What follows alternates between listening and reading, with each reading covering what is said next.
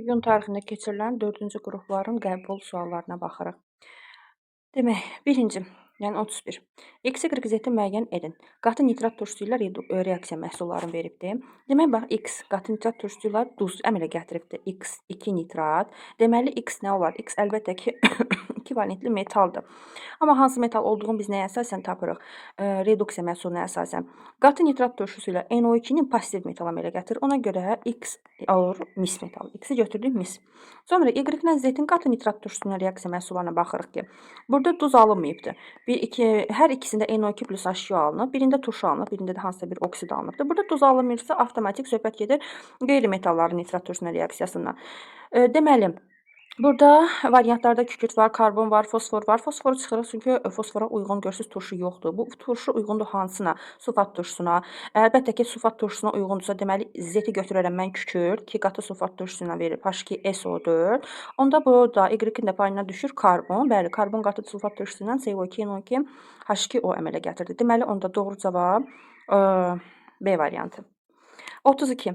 Fruktozanın açıq zəncirli quruluş formuna hansı funksional qrup daxildir? Fruktoza bilirik ki, ketospirtdir. Ketospirt isə tərkibində həm hidroksid qrupları var, həm də keton qrupu var. Ona görə doğru cavab E variantıdır. 33. Deməli, verilən maddə karbon turşusudur. Molekulunda karbon-hidrogen rabitələrinin sayı 5 dənədir. Karbon-hidrogen rabitələrinin sayı 5 dənədirsə, karbonla hidrogen arasında sigma rabitələrinin sayı. Onda bu deməkdir ki, radikalda 5 dənə hidrogenim var. Radikalda 5 dənə hidrogenin varsa, onda bu turşunun formulu olar nə? C2H5COOH. Sonra deyir, turşunun siniflər arası izomerinin hidroliz məhsulları Y-lə X. Bu turşunun siniflər arası izomeri olar əlbəttə ki, mürəkkəb efir. Hidroliz məhsullarından Y gümüş güzgü reaksiyasına daxil olur. Mürəkkəb efirlərin hidroliz məhsulu turşudur və spirtdir. Spirtlər gümüş güzgü reaksiyasına getmədiyinə görə, onda bu gümüş güzgü reaksiyasına turşu verə bilər. O da yalnız hansı turşu? Qarışqa turşusu. Deməli, bu efirin turşu hissəsi qarışqa turşusudur. Onda spirtə düşən hissə nə olur? Spirtə düşən hissə, yəni belə deyək, 3 karbondan biri getdi qarışqa turşusunun tərkibində, onda bunun spirti C2H5OH imiş. X molekulundakı atomların ümumi sayı. X molekulu Y gümüş güzgünü verirsə, Y turşudur, onda X-im spirtdir. Demək, nə deyir? Atomların ümumi sayı deyir 7, 8, 9 dənə. E variantı. 34. Oksidləşmə reduksiya reaksiyalarını göstərin. Heç düşünmədən biri götürürük. Niyə? Çünki əgər reaksiyaya bəzi maddə giribdirsə, bu avtomatik oksidləşmə reduksiya reaksiyasıdır. İki oksidləşmə reduksiya deyil, çünki natrium hidroksid birbaşa alınır. Yəni burada hidrogen falan çıxmır ki, bəzi maddə alınır. Elə natrium hidroksid alınır, heç birinin oksidləşmə dərəcəsi dəyişmir. 3. Qətiyyən oksidləşmə reduksiya deyil, çünki dəfələrlə bunu biz keçəndə deyirik ki, kalsium karbiddən asetilinin alınmasını biz nəyə əsasən yadda saxlayırdıq? Kalsium karbiddə karbon -1 idisə, asetilində də -1-dir deyə asetilin verir. Yəni burada heç bir maddə heç bir elementin oksidləşmə dərəcəsi dəyişmir. 4. Əlbəttə ki, oksidləşmə reduksiya reaksiyasıdır. Karbonun oksidləşmə dərəcəsi dəyişir burada. Elə lap heç reaksiyanı bilmirsiniz. Tutaq ki, bax bunu dəfələrlə dərslərdə eşitmisiniz ki, etilin kalium permanganat və hidrogen peroksiddən oksidləşməsi. Deyirsiniz bu ifadəni, onda söhbət nədən gedir? Oksidləşmə reduksiya reaksiyasından gedir. Doğru cavab olur E variantı. 35. Ammonium sulfatın hansı, bax ammonium sulfatı yazıram. NH4 SO4. Hansı maddələrin su məhlulları ilə reaksiyası axıra qədər gedir? Baxaq. Barium xloridlə əlbəttə ki, axıra qədər gedər. Niyə? Çünki mən burada bariumu görürəm. Barium SO4-dən nə verir? Çöküntü verir. Çöküntü varsa axıra qədər gedir. Xlorid turşusu ilə axıra qədər getmir, çünki xlorid turşusundan heç birisində çöküntü, nə qaz əmələ gətirmir. Ona görə axıra qədər getməz. Natrium hidroksid əlbəttə ki, gedir. Niyə? Çünki natrium hidroksidin içərisindəki OH NH4 ilə birləşir. NH4OH, yəni amonyak qazını çıxardır. Qaz əmələ gəldisə bu reaksiya nədir? Axıra qədər getdi. Ona görə düzgün cavab oldu 1 və 3. 36. Tripeptidin molyar kütləsini verib 231 qram. Tripeptid deyirsə, yəni burada 3 dənə amin turşu var. 3 dənə amin turşunun deməli, tripeptid belə deyək də, əmələ gələndə 3 amin turşu iştirak eləyir. 2 molda su ayrılır, düzdürmü? Tripeptid əmələ gəlib 231 qram. Tripeptid əmələ gəlibsə 2 molda su çıxıb. Həmin o 2 mol suyun da kütləsini, yəni 36-nı gəldin bu tripeptidin kütləsinin üstünə. Onda 3 dənə amin turşunun kütləsi bərabər oldu mu 267 qrama. Yəni bu amin turşunun 3 dənəsi hansıymışsa birləşib 367 qram kütlə verirlər. İndi 367-ni 3 amin turşunun arasında bərabər bölsəm, onda bunun birinin kütləsi düşür 89 qram. Və salam, kütləsi 89-dursa, eni müəyyən edin. 4'dan da bizə deyək ki, n bərabər olur 2-yə. Vəssalam. N-i tap deyir, onsuz da n də 2-dir. 37. Əksəriyyətin səhv yazdığı sual. Deyir ki, duzun tam elektrolizi zamanı. İndi fikir ver. Hansı duzun suda məhv oldu? Mis SO4-ün. Mis SO4-ün suda məhv olan elektrolizindən. Katodda nə əmələ gəlir? Mis. Anodda əmələ gəlir? Oksigenli turşudur. Oksigen. Məhlulda qalır sulfat turşusu. Suya əsasən tənliyi düzəldirəm. Bura 2 atırıq, bura 2 atırıq, bura 1-2, burada 1-2. Nə qədər mis SO4 elektroliz edib? 400 qram 20%. Yəni bunun içərisində nə qədər mis SO4 var? 80 qram. 80 qram.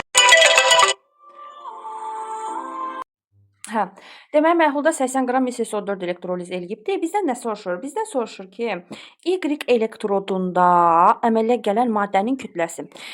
Y elektrodunda, baxın, Y elektrodu burada mənfidir, düşməyib burada yəqin ki. Y elektrodunun özünün yükü mənfidir. Mənfi yüklü elektrodum nə idi? Katoduydu da. Niyə? Çünki mənfiyə gəlib müsbətlər yığılır axı. Mənfiyə müsbətlər gəlir. Onda bura mənfi yüklü elektroda gedən maddəm hansıdır? Mis olur da. Burada əksəriyyət mənfini görüb, anoda gedəndən götürüb hesablayıb. Mənfi yüklü elektrod katoddur, anod deyil. Ona görə siz katoda gedəni hesablayırsınız. Mis SO4-ün özünün kütləsi 160 qramdır. 2 mol girib 320-dir. Demək 320 qram mis SO4 reaksiyaya girəndə, elektroliz eləyəndə 128 qram mis ayrılır katodda. Bəs 80-də nə qədərdir? 320-də 128-dirsə, 80-də də x-dir. Deməli 320-dən 80-ə 4 dəfə azaldıbdırsa, 128-i də bölürük 4-ə, x bərabər olur 32. Cavab 32-dir. D variantı. Sonra 38. Nə doğru olar? İfadələrdən hansı doğrudur? Baxaq, bizə verib 2 dənə halogen. Halogenin kütlələrin müqayisəsinə əsasən radiusların müqayisəsi hansı doğru olub olmadığına baxasıyıq. Deyir ki, Y-in kütləsi X-dən çoxdursa, Y-in kütləsi X-dən çoxdursa, Y X-dən aşağıda yerləşməlidir. Onda Y-in kütləsi X-dən çoxdursa, Y aşağıda yerləşirsə, aşağıda yerləşən radiusu yuxarıdakı radiusundan böyük olar da. Onda elə doğru ifadəm birinci ifadədir. 39. Eyni kütlədə götürülmüş hidrogen və etandan C2H6-dan ibarət qarışığın ümumi mol miqdarı 16-dır. Bax, eyni kütlədə götürülüb. M qram götürürəm hidrogeni, M qram götürürəm etanı. Mol sayları 16-dır. Bax, 2 qram, belə yazaq, 2 qram hidrogen 1 moldur, düzdür. M qram hidrogeni yazaram mı? M bölünsün 2. Demək, bu qarışıqda M bölünsün 2 mol hidrogenim var. Eyni qayda ilə də etanı. Bax, 30 qram etan 1 moldur. M qram götürmüşəm. M qramım da olarmı? M bölünsün 30. M bölü 2 mol hidrogen üstə gərək M bölü 30 mol etan. Cəmi deyir 16-dır. Buradan M-i tapıram ki, M bərabərdir 30-a. Deməyə qarışıqda 30 qram hidrogen var imiş, 30 qram da etan var imiş. Vəssalam, görə hansılar doğrudur? Qarışığın ümumi kütləsi 60 qramdır, düz deyir. 31-dən 31-dən, ikisi 60 eləyir. Qarışıqda etanın həcmi 22,4-dür. Etan 30 qram götürüb, 30 qram, yəni elə 1 mol. Həqiqətən eləyir 22,4, düz. Qarışıqda hidrogen həcmi 22,4-dür. Xeyr, qarışıqda 30 qram, 15 mol hidrogen var. 15 mol hidrogen 22,4 litr eləməz. C variantı. 40. Burada deyir ki, qələvi metallar verib, deməli, yazaq. Bax, X-dir, Y-dir, Z-dir. Qələvi metallar hamısı birinci qrupu metallardır, düzdür. Ona görə bunların xlorid turşusuna reaksiyaları, deyir, tam reaksiyaya sərf olunan xloridin yoxdur. Xloridin yox, daha doğrusu xlorum olsaydı fərqi yoxdur. Hamısı bir valentli metal olduğuna görə hərəsinə eyni sayda xlor sərf olunur da. Sadəcə olaraq deyir ki, bunların hamısının kütləsi eyni götürmüşəm. Eyni götürmüşəmsə ən çox xlor N2 Y-ə sərf olunubdur. Ən az xlor N3 Z-ə sərf olunubdur. Bu nə deməkdir? Bax, məsəl üçün yazıram qələvi metalları, natriumu, belə yazaq, litiumu, natriumu, kaliumu. Litiumu, natriumu, kaliumu. Eyni qələvi metallardır da, düzdür, eyni qrupu metallardır. Bunların hamısına mola mol, eyni mol sayda xlor gedir. Deməli, sadəcə olaraq hərəsindən eyni kütlədə götürsəm, əlbəttə ki, mən kütləsi çox olandan daha az, kütləsi az olandan daha çox mol sayda götürərəm. Ona görə ən çox xlor kütləsi ən az olana sərf olunur. Yəni bu N2, yəni X kütləsi ən az olandır. Kütləsi ən az olan yazıram qarşısına, ilə burada A2-nin qarşısına yazıram, tutaq ki, litium. Onda ən az xlor sərf olunan kütləsi ən çox olandır. N3 nəyi göstərir? Z. Onda A3-də olsun kalium kütləsi ən çox olan. A1-ə də düşdü natrium və salam. Nə deyir? Deyir bu A1 A2 A3 müqayisə edir. A1 A2 A3 nədir? Metalların nisbi atom kütləsidir. Ən çox kaliumdadır. A3, sonra natriumdadır. Böyükdür A1, o da böyükdür A2-dən. D variantı. 41.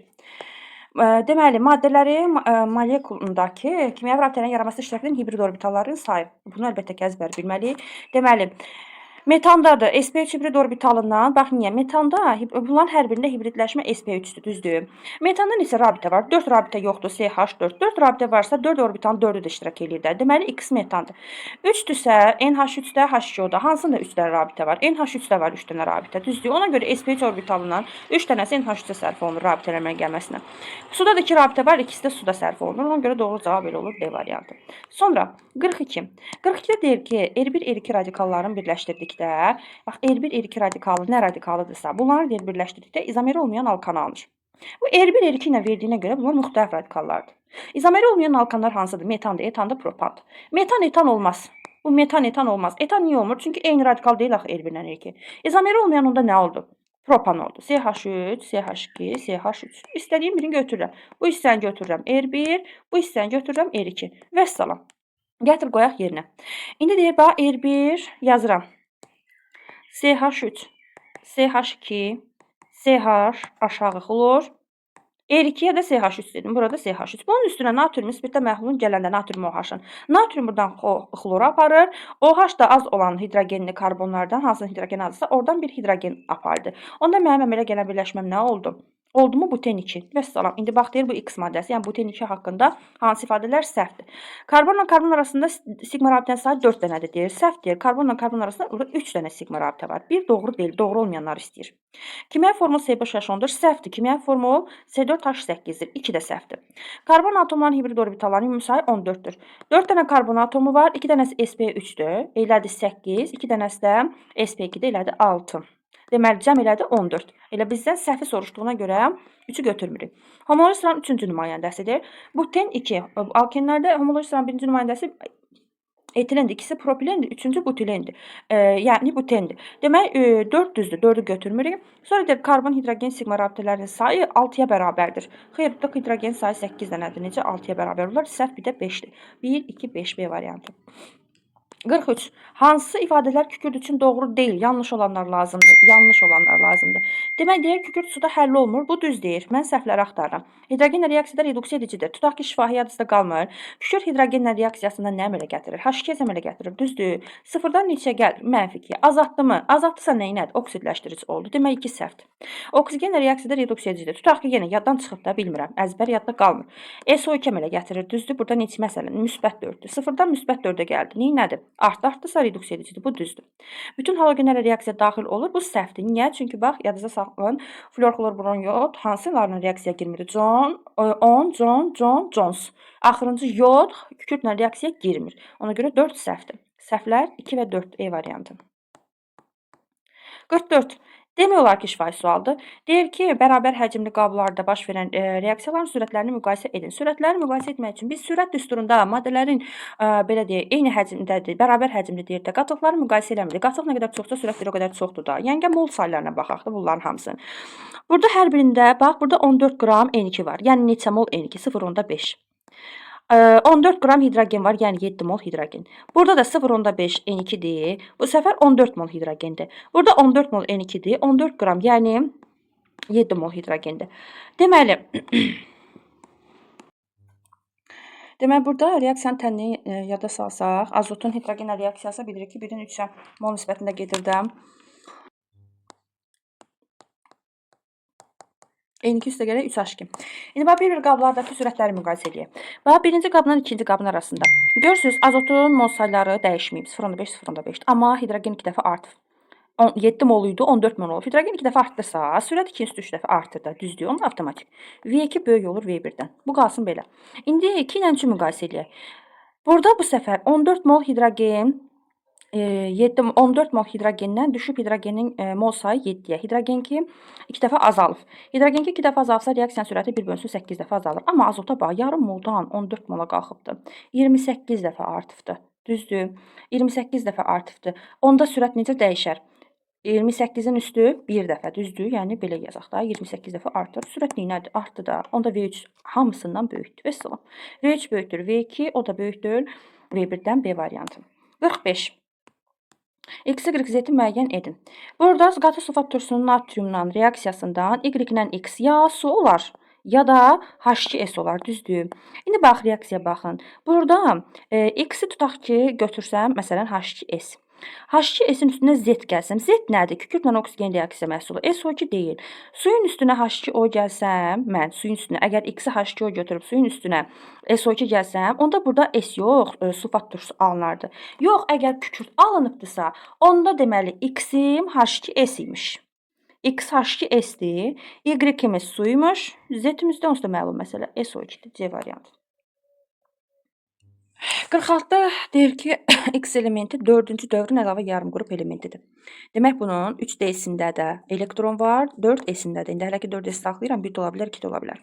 Nə deyir? Deyir, D-də A qədər elektron varsa, S-dəki elektronların sayı A üstə görə 2-dir. Bunun bura çatana qədər 3 dənə S gedir də arxada, düzdür? Yəni S orbitalında 6 elektronu gedir, düzdürmü? A üstə gəlinsin 2. Yəni ki, S elektronları D elektronlarından 2 dənə çoxdur. Baxaq. S elektronları 6-dır. Bir saniyə. D bundan 2 vahid çoxdur, azdırsa, onda ya D-nin üstü 4 olasıdır. D-nin üstüdür. Daha doğrusu bu 3 dənə 6 dənə yox. Yəni S-dəki belə deyək. Onda mütləq bu belə olur. 4S üstü 1 olur.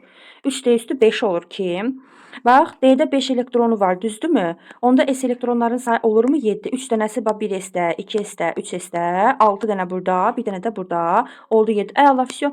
Xarici elektron formu 3D üstü 5, 4D üstü 1-dir. P-ni tapaq. P-də həqiqətən görə A üstə gərək 7-dirmi? Deməli 2P burada var, 3P burada var, 12. D-miz də, yəni A-mız da 5-dir. 5-in üstünə 7 gəlir, həqiqətən 12 verir. Deməli, elementin budur.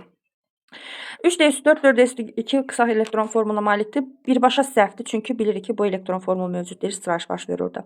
6B-də yerləşir, düz deyir. Üstlərin cəmi 6-dır, əlavədir. 6 cütləşməmiş tək elektron var, düz deyir. 5-i D-də, biri S-dədir.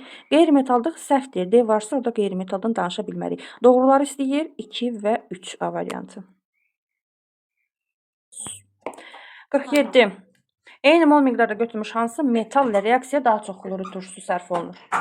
Deməli, metalın bilirik ki, valentliyi nə qədər çoxdursa, yəni onun da bir o qədər çox xlorid turşusu sərf olunur. Prosta burada uşaqların çox alüminiumla dəmir arasında qalıb. Uşaqlar, dəmir xlorid turşusuna reaksiya girəndə 2 valentlik aparır özünü, 2 valentlik göstərir. Ona görə belə deyək, 2 mol xlorid turşusu reaksiya girər. Alüminium 3-dür, 3 də göstərir də. Ona görə ən çox xlorid turşusu alüminiuma sərf olunur.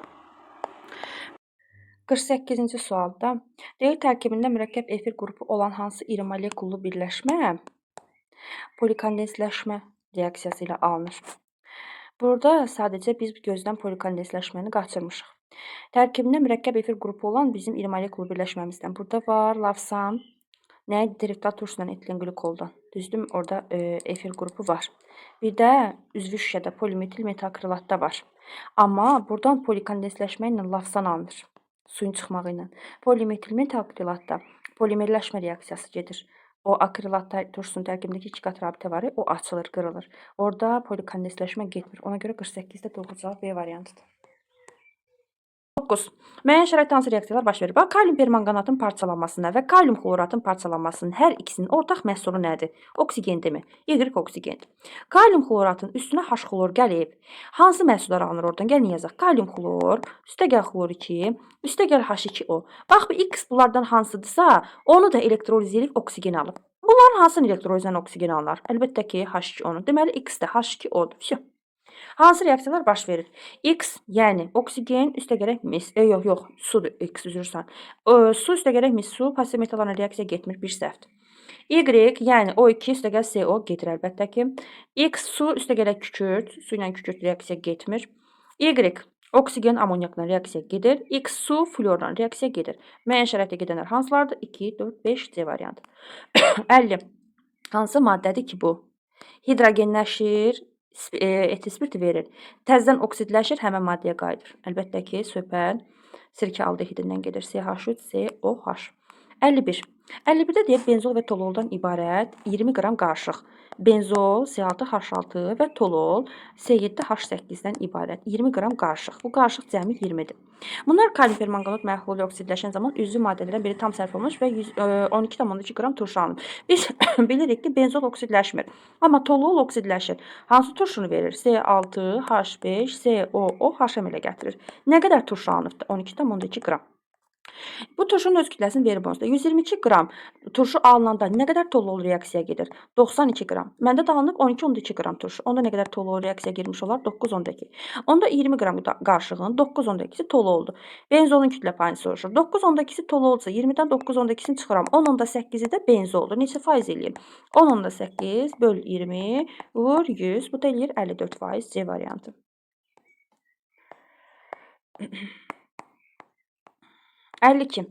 Etil spirti və 9,2 qram gliserindən ibarət qarışıq artıq miqdarda natriumla reaksiyası. Bax, etil spirti C2H5OH bir atomlu spirtdir deyə natriumdan 0,5 mol hidrogen verir. Gliserin 3 atomlu spirtdir deyə C3H5OH3 natriumdan 1,5H2 verir. Qarışığın içərisində 9,2 qram gliserin var. Etil spirtin vermir. Elə yəqin ki, etil spirtini soruşur, bəli. Amma deyir, ümumi reaksiyadan 5,6 litr hidrogen ayrılır. Bax, deməli, gliserinin 92 qramı nə qədər hidrogen verir? 33,6 litr. 9,2-si nə qədər verir? Verir mi? 3,36. Demək, ümumi 5,6 litr hidrogenin 3,36 litri gliserindən gəlib. Yerdə nə qədər qaldı? 2,24. Onda 2,24 litr hidrogeni etil spirti veribdir. Etil spirtinin normalda 46 qramı verir, 11,2 yarım mol hidrogen. 46, 11,2 isə neçəsi? 2,24 verər. X də bərabərdirmi? 0,12 dəfə artırırsan. 9,2 E variantı. 53. 4,4 qram mürəkkəb efirin hidrolizindən. Bilirəm hansı efirdir? Bilmirəm.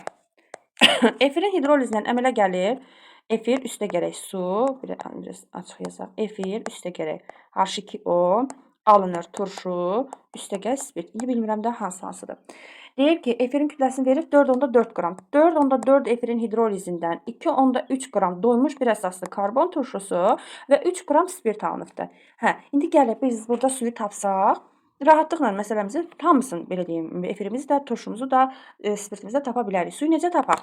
Biz deyirik ki, reaksiya girən maddələrin kütlələrinin cəmi reaksiyadan alınanların kütlələrinin cəminə bərabərdir.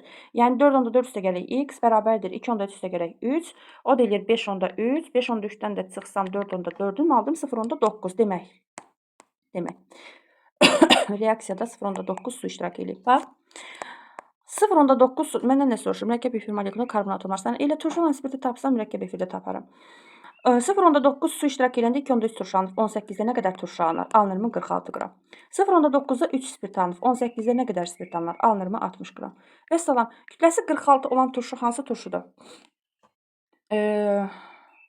H, karbon, OH. Qarışqa turşusudur. Və salam, turşunun oldu qarışqa turşusu. Kütləsi 60 olan spirt, yəqin ki, C3, 16, 8. Bəli, C3, H7, OH-dır. Mən şifahi hesabladım, siz ümumi düsturundan da hesablaya bilərsiniz. Deməli, turşuda bir karbon var, spirtdə 3 karbon var. Onda efirdə cəmi neçə karbon var imiş? 4 dənə karbon var imiş. 54. Müəyyən şəraitdə hidrogen və azot arasında baş verən reaksiya zamanı. Hidrogen və azot arasında reaksiya necə gedir? 2 hidrogen, 2 azot, N2 üstəgəl 3H2 alınır, 2 NH3. Deyir, reaksiya zamanı reaksiya daxil olan və alınan qaz qarışının ümumi mol miqdarı zamanla asılıq qrafiki verilibdir. Bax, deyir, başlanğıcda nə qədər qaz götürmüşdü? 120 götürüb. Yerdə nə qədər qaz qalıb? 96 reaksiyadan sonra. 120 idi, 96 qalıbdır. 120 girib, 96 qalıb. Qaz qarışığı ümumi nə qədər azalıbdır? 24 mol azalıbdır. Və salam, biz azalmaya görə hesablayırıq. Bizdən nə soruşur? Hidrogen mol sayını soruşur. Bax, normalda 4 qaz qarışığı girəndə 2 NH3 alınır. 2 azalma baş verirmi? 2 azalma olanda reaksiyaya 3 mol hidrogen gelir. Bəs 24 azalma olanda reaksiyaya nə qədər hidrogen gələr? X. Buradan da X bərabər olar. X bərabər olur 36, deməli 36 mol hidrogen reaksiya daxil olmuş olur. Cavab olur 36. Sonra 55. 28% kalium OH-ın suda məhlulunda kalium, hidrogen, oksigen atomlarının saylarının müqayisəsini deyir. Bax, belə deyək. Kalium OH-ın özünün kütləsi 56 qramdır da, düzdür. 28% deyirsə, gəl onu məhlulun kütləsini götürək 200 qram. 28% deyir də, qoy onun olsun 56-sı kalium OH, yəni neçə mol kalium OH? 1 mol kalium OH olsun. Yerdə qalanı 144-dür.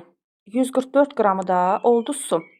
144 qram suda eləyir, deməli, 8 mol. Deməli, qabımızda 1 mol kalium OH, 8 mol da su var. Kalium atomlarının sayı A bərabərdir 1-ə. Hidrogen atomlarının sayı B bərabərdir 1, burada 16-sı, burada 17. Oksigenin sayı 1-i kalium OH-da 8-i, burada 9. Vəssalam, hansı ifadələr doğrudur? B bölü A bərabər 17, 17 bölü 1 bərabərdir 17 eləyir, düzdür. 2-də B, yəni 17 bölü C, yəni 9, 8 eləyir, səhvdir. C, 9 bölü A, 9 eləməlidir, bu 8 verib, səhvdir. A üstə gərək B, yəni 17 üstə gərək 1, 18 bölünsün C, yəni 2 bərabər 9, vəssalam, 4 də doğrudur. Doğru olanlar 1 ilə 4. 56. Reaksiya daxil olan maddələr natrium OH, H3PO4 kütlələri. Deməli, natrium OH-la H3PO4-ün reaksiya məhsuluna əsasən hansı mol sayda reaksiyaya girdiyini tapa bilərik. Reaksiyamızda natrium dihidro ortofosfat alınırsa, deməli 1-in 1-ə nisbətdə giribdilər. Yəni, natrium OH 8 götürübsə, H3PO4-ü neçə götürməlidir? Baxaq, natrium OH 40 olanda H3PO4 olur 98. Bəs natrium OH 8 olanda H3PO4 nə qədər eləyər? 98-i də 5 dəfə azatsam, 19, onda 6. Demək, 19,6 qram natrium hidroksid reaksiyaya girə bilər. X bərabər 19,6. Sonra 57. 57-də xlorun xassələrini deyir. Reduks edici, oksidləşdirici həm-həmdə. Baxaq, birinci reaksiyada xlor 0-dan kalsium xlor 2-yə, mənfi 1-ə, qızdırıldıqda kalsium xlor o 3 2 dəfə müsbət 5-ə gəlir. Bir dəfə artır, bir dəfə azalır. Yəni olur həm oksidləşdirici, həm reduks edici. 3-ə getdi A variantı. Sonra B-də sink üstəgəl H xlorda, xlor mənfi 1-dən elə mənfi 1-ə də gəlir, sink xlorkin içərisinə qalır. Yəni bu dəyişmə burada heç birisinə aid deyil. C-də yenə qızdırıldıqda kalium OH-la kalium xlor verir, mənfi 1-ə, bir də kalium xlor 3 verir, müsbət 5-ə. Bir dəfə artır, bir dəfə azalır. Oldu həm-həmdə. C getdi həm 3-ə. D-də kalium klorat manqan O2 iştirakı ilə parçalanır nə? Kalium xlor üstə gəlir O2-yə. Yəni, müsbət 5-dən xlor gəlir mənfi 1-ə. Azalır. Azalırsa nədir? Oksidləşdiricidir 2-yə D variantı. E-də də manqan O2 üstə gəlir H xlor. Aha, buradan xlor mənfi 1-dən xlorun alınma reaksiyası idi. Xlor 0 alınır. Yəni, oksidləşmə dərəcəsi artır da. Düzdür? Artırsa reduks edicidir. 1-ə də getdi E variantı. 1E2D, 3AC.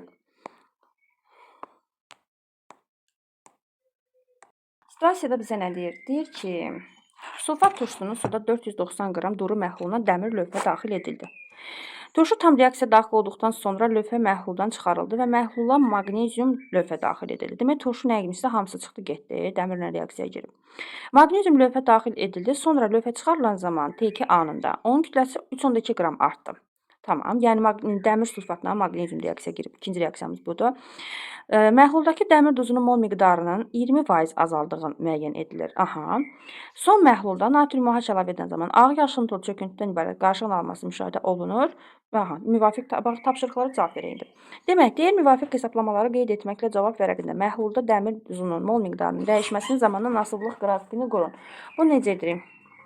Əvvəla bu məhlulda gedən reaksiyaların hamısını yazaq. Bax, sulfat turşusunun 490 qram məhluludur. Dəmir lövhə daxil edilib. Dəmir duru məhluldur da, düzdür? H2SO4-ün durusu ilə. Dəmir 2 sulfat üstəgəl hidrogen verdi. Demək, sulfat turşusunun deyir, hamısı sərf olunub gedib. Məhlulda əlimdə dəmir SO4 qalıb. Deyir, üzərinə maqnezium lövhə daxil edildi. Maqnezium lövhə daxil etsək, alınır maqnezium SO4 üstəgərək dəmir. Lövhənin kütləsi 3,2 qram artdı. Bu artıma görə görək nə qədər dəmir sulfat reaksiyaya daxil olubdur. Normalda lövhəm 24 idi, 56 olur. 56-dan çıxıram 24-ün. Lövhəmin kütləsi artır 32 qram. Lövhənin kütləsi 32 qram artanda reaksiyada iştirak edir 1 mol dəmir sulfat. 3,2 artıbdırsa 0,1 dəmir sulfat iştirak edir. Deməli, 0,1 mol dəmir sulfat reaksiyada iştirak edibdir. Sonra nə deyir? Bu deyir, dəmir duzunun mol miqdarının 20% azaldığını göstərir. Dəmir nə qədər imişsə məhlulda 20% azalıbdır. Yəni, bu reaksiya gedən 0,1, 10 20% idi. 0,1-im 20 edirsə, nə qədər eləyər 100? Onda dəmir nə qədər imiş məhlulda? X bərabərdir 0,5 imiş. Aha, indi deyir dəmirin mol miqdarının zamandan asılılıq qrafikini qurun. Birinci bunu quraq. Qrafikimiz necə olur? Demək, T1, T2 anı da var burada. Tam reaksiya daxil olduqdan sonra T1 anı lövhə məhluldan çıxarılır. Aha. T1 anı lövhə məhluldan çıxarılır. Sonra maqnezium çıxarılan zaman T2 anı onun kütləsi, T2 anı da belə. Aha. Bayaqdan mənim məhlulumda dəmir yox idi, düzdürmü? Daha doğrusu dəmirin duzunun deyir də, düzdür? Dəmir duzunun mol miqdarını, dəmir SO4-ün yox idi da, sulfat turşusunu tökdüm, alındı. Sıfırdan nə qədər imiş mənim məhlulumda dəmir duzu? 0,5-ə qədər artır. Onda belə bir artan qrafik yazırıq, 0,5-də saxlayırıq. Sonra maqneziumla reaksiyaya girir. Nə qədər reaksiyaya girir? 0,1 reaksiyaya girir. Nə qədər artıq qalır? Belə eləyək. 0,1 reaksiyaya girir, artıq qalır 0,4. Onu təxminən bura çatır. Bundan sonra sabit qalır. Düzdür? Vəssalam, qrafik olur bu formada. Daha sonra nə deyir? Əmələ gələn maqnezium duzunun kütləsini hesablayın. Maqnezium SO4-ün kütləsi demək 96, 24, 120. 1 mol dəmir sulfat girəndə 120 maqnezium sulfat alınır. 0,1 giribdi də. Onda da maqnezium SO4-ün kütləsi oldu 12 qram. Bu belə getdi. Sonra 59-da turş məhlulundakı H2SO4-ün kütlə payını hesabla. Bu nəyə əsasən hesablayıram? Qabda olan alınan ümumi dəmir sulfatın mol sayına görə. Bax, 1 mol dəmir sulfat alınanda reaksiyaya nə qədər sulfat turşusu girir? 98 qram. Ümumi demədik, məhlulumuzda 0,5 dəmir SO4 var. 0,5-də dəmir SO4-ün kütləsi, daha doğrusu 0,5 dəmir 2 sulfata düşən sulfat turşusu da olar 49 qram. Məhlulun ümumi 490 qram idi. 490-ın 49-u sulfat turşusudur. Bir dəqiqə. Neçə faiz eləyir? 49 böl 490 vur 100 deyir 10%. Deməli, bir də cavab burada oldu 10%. Sonra və onun dəmirlə reaksiya zamanı ayrılan hidrogenin həcmi eyni qayda ilə. Dəmir sulfat 1 molu 22,4 litr hidrogen verir. 0,5 molu da nə qədər verər? 11,12. Burada 2-nin də cavabı oldu 11,2. Son olaraq cavab vərəqində deyir verilmiş cədvəli tamamlayın. Dəqiq bilmirəm cavab vərəqində nə verilib, amma bildiyimə görə yaşıl çöküntünün, bax deyir ki bizə məsələn sonunda son məhlula, indi təzədən yazdım. Son məhlulda bizim əlimizdə nə qalır?